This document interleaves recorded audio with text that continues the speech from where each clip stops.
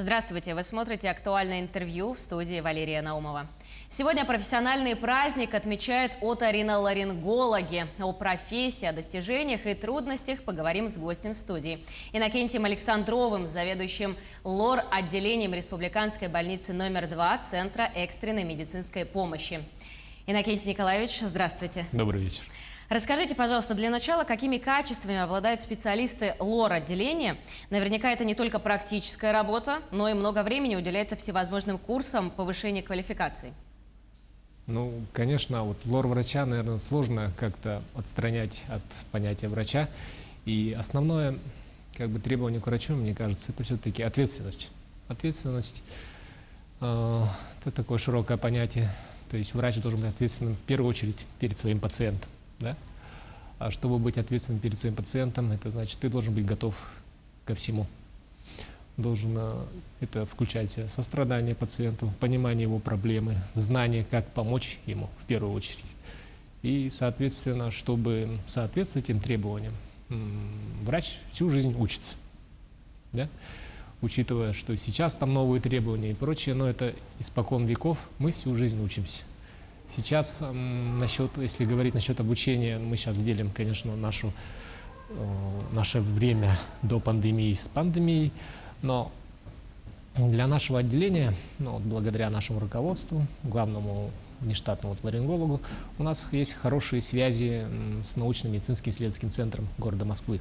Да, у нас есть соглашение между Минздравом Республики Саха-Якутия и этим центром, головным учреждением Российской Федерации. И формат обучения очень разный, включая того, что специалисты, ведущие хирурги приезжают в нашу больницу и проводят мастер-классы, даже несмотря на пандемию. Вот в этом году приезжал доктор Хасан Диап, он проводил кохлеарную имплантацию. И этот формат довольно интересен, и он очень для нас удобен в том плане, что получается, что обучаются практически все врачи. Они видят этого пациента, они потом наблюдают его после операции, и это удобно для пациентов. Также мы не забываем, что есть очное обучение. Естественно, мы должны проходить свои определенные часы обучения. И сейчас новое веяние – это онлайн-обучение. Да? Какие-то часы мы должны заполнять. Это все процесс такой нескончаемый и обновляемый, скажем так. А расскажите, правда ли, что наш суровый климат влияет на рост количества лор-заболеваний? Ну, конечно, да. Мы, конечно, особо ничем не отличаемся от других регионов. В плане, у нас нет каких-то специфических заболеваний. Лор-заболевания страдают все, в любой точке земного шара. Но наш климат все-таки оказывает влияние, и, скорее всего, где-то раза в два, как минимум, по каким-то параметрам мы идем впереди планеты, если можно так сказать. А расскажите, сколько человек ежегодно лечится в вашем отделении и кто чаще болеет? Жители сел, городов? Может быть, какая-то статистика есть? Конечно, статистика есть. Когда отделение работает в полную силу, лор-отделение Республиканской больницы рассчитано на 30 коек, и она оказывает круглосуточную медицинскую помощь для жителей республики, да, для всей республики. И там оказывается как плановая, так и экстренная помощь. И в год где-то через лор-отделение проходит 1600 пациентов в среднем. Где-то чуть меньше, чуть больше. В основном, если брать по статистике, все-таки это жители города Якутска. Это наша особенность. Да? Если брать по заболеваемости, то около 60% это заболевания верхних дыхательных путей. Проблемы носа, проблемы глотки. На втором месте стоят проблемы слуха, уха. И на третье место уже вышли это новообразование, к сожалению. Как доброкачественное, так и злокачественное. А какие самые, вы уже перечислили, да, что жители Якутска, какие еще, может быть, распространенные заболевания в нашей республике, с которыми к вам чаще обращаются? Первое место это все-таки риносинусит. Риносинусит это сборное понятие, то есть это воспаление околоносовых пазух носа и полости носа. Да, к этому может что приводит? Это анатомические особенности, травмы, то есть искривление перегородки носа, это коррекция перегородки носа, это самая частая операция, проводимая в лор-отделении. Не только в лор-отделении, это, по-моему, по всей Российской Федерации. Коррекция восстановления носового дыхания очень важна для состояние околоносовых пазух. Если мы хорошо дышим, у нас меньше шансов заболеть воспалительными заболеваниями. А какими высокотехнологичным оборудованием оснащено ваше отделение? Вообще, оториноларингологи – это, можно сказать, флагман продвижения новых технологий во всем мире. Вряд ли есть какое-то отделение, даже в нашей больнице, которое работает таким спектром оборудования. Да? Это начиная с нашего осветителя, с увеличением лупой. Мы используем в своей работе эндоскопы, то есть это эндоскопическое оборудование. Мы используем обязательно уже микроскоп, силовые моторные установки, то есть такие как фреза, бор. Да? И сейчас в нашем арсенале есть CO2 лазер. То есть мы сейчас отходим от больших таких объемных операций к функциональной хирургии, то есть малоинвазивные органосохраняющие операции, которые сокращают срок нахождения пациента в больнице. Но, имея оборудование, у нас, конечно же, есть такая проблема, что это оборудование надо время от времени обновлять. Да, вот это мы с этим смотрим с большим оптимизмом в будущее, что это у нас этот процесс не остановится. А какие последствия могут иметь заболевания уха, горла и носа? Вопрос. Ну, начнем с уха, да? Слух все-таки это второй орган чувств по важности у человека после зрения. То есть это большая социальная значимость слуха и прочее. И когда запускаются заболевания среднего уха, это, конечно, приводит к тугоухости. Соответственно, у него ухудшается качество жизни.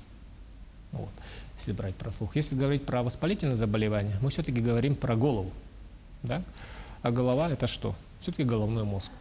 Опасность развития внутричерепных осложнений очень большая, все равно велика сохраняется. Осложнения бывают внутриорбитальные, то есть может пострадать зрение, глаз. И иногда счет идет на минуты, на часы, чтобы помочь человеку. А когда необходимо обращаться к лору? И какие симптомы нельзя игнорировать, если какие-то тело дает сигналы? Ну, хороший вопрос. Все, конечно, очень индивидуально, но, наверное, не стоит терпеть несколько дней боль, температуру. Всегда лучше стоит обратиться все-таки к специалисту. Ну, а если боль все-таки не острая, например, и терпима? И тем не менее, это боль, это значит воспаление, это все-таки стоит задуматься, потому что она может перерасти и вышеоказана проблема.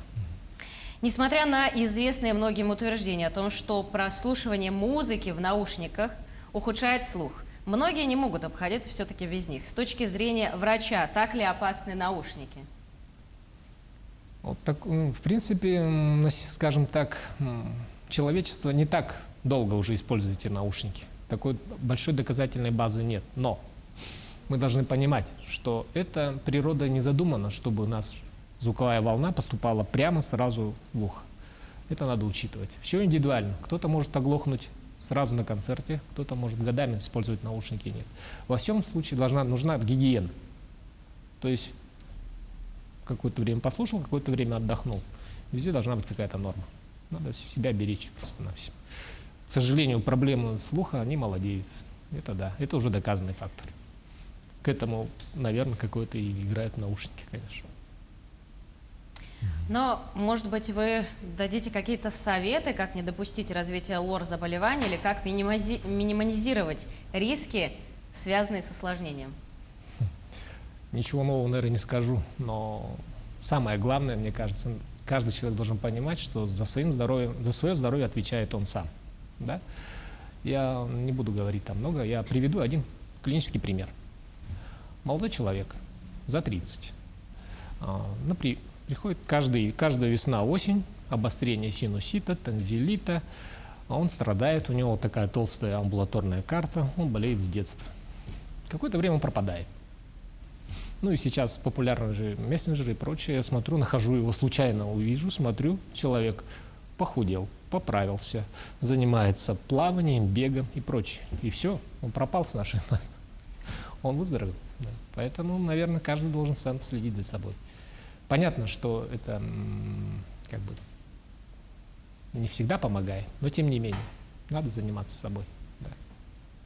А давайте вернемся немного к статистике, да? Сколько вот, может быть, у нас в Якутске страдает людей тугоухостью разной степени? Возможно, еще какие-то проблемы со слухом? Ну, вот если мы говорим о тугоухости, да, все-таки проблема это, если мы берем жизнь человека, как человек заболевает. При рождении каждому ребенку проводится тестирование на тугоухость. И каждый год выявляется около 10 детей с полной глухотой. Я не говорю про тугоухость в какой-то степени. С полной глухотой человек есть. При этом мы сейчас все-таки продолжительность жизни у нас увеличилась. Теперь категория пациентов появилась пожилых людей, которых слух теряется с годами. Они тоже полностью глохнут. И есть работоспособное население, которое может резко потерять слух. И тут, к сожалению, только часы. Надо вовремя пройти лечение и помогать. Очень большую роль играет все-таки это сосудистые проявления. Да? Питание среднего уха, питание внутреннего уха. Проблема стоит в этом. А что вы можете сказать, так как лор – это врач, в простонародье ухо, горло, нос, да? Вот, например, храп, да? У мужчин, у женщин есть храп. А насколько сильно он может усугубить состояние здоровья или на него можно просто не обращать внимания? Ни в коем случае. Храп – это очень сложное такое заболевание, скажем, симптом, да? Во-первых, причин храпа очень много. Начиная от затруднения носового дыхания, кончая строением грудной клетки и лишним весом. Во всем надо разбираться, но ни в коем случае нельзя оставлять без внимания, потому что храп вначале он проявляется как тем, что он только мешает кому-то другому, да?